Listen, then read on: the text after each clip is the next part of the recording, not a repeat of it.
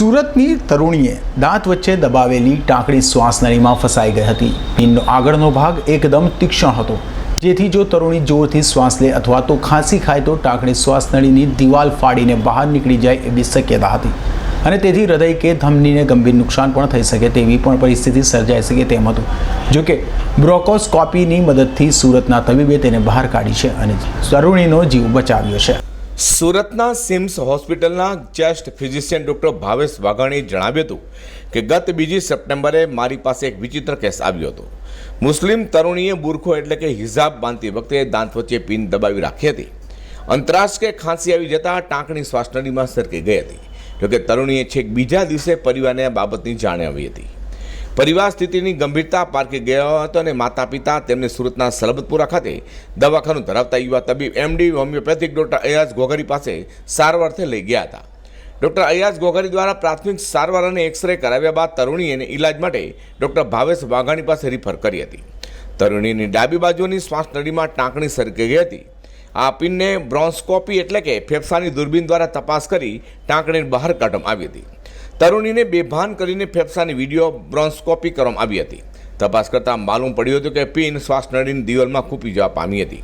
પિનનો આગળનો ભાગ તીક્ષ્ણ હતો। જો તરુણી તે દ્વારા જોરથી શ્વાસ લેવામાં આવે કે ખાંસી કરે તો ટાંકણી શ્વાસનળીની દિવાલ ફાડીને બહાર પણ આવી શકે તેમ છે, તો હૃદય કે ધમની નુકસાન પણ કરી શકે તેવી શક્યતાઓ હતી। બ્રોન્કોસ્કોપી કરતી વખતે ખૂબ જ સાવધાની રાખવામાં આવી હતી। 1 કલાકના પ્રયાસો બાદ સફળતાપૂર્વક 3.5 સેન્ટીમીટર લાંબી ટાંકણી બહાર કાઢવામાં આવી છે। મારું નામ મોહમ્મદ રહીમ મોહમ્મદ યુસુફ શેખ છે। મારી છોકરીનું નામ જુવેરિયા મોહમ્મદ રહીમ શેખ છે। જુવેરિયાવાનું મોહમ્મદ રહીમ શેખ 9મા ધોરણમાં ભણે છે।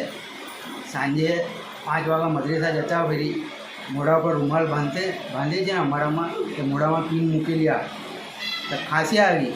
ખાંસીના દરમિયાન મોઢામાં ચાલી ગઈ। ત્યાં અમને તો કંઈ કીધું નહીં મારી છોકરીએ। પછી મારી બીજી છોકરી જતી હતી તે મને બતાવ્યું કે ભાઈ 3-4 કલાક પછી બતાવ્યું હતું। અમે તો ગભરાઈ ગયા, હવે શું કરે નજીકના ડૉક્ટર પાસે અમે ગયા। એ કીધું ભાઈ પિન કાઢવી જ પડશે। નજીકના ડૉક્ટરે અમારા ભાવેશ સાહેબ ડૉક્ટર પાસે મોકલો અમને। ત્યાં ગયા, ડૉક્ટર સાહેબે કીધું કે ભાઈ પિન કાઢવી જ પડશે, બહુ ચિંતા બધી વાત છે બધી।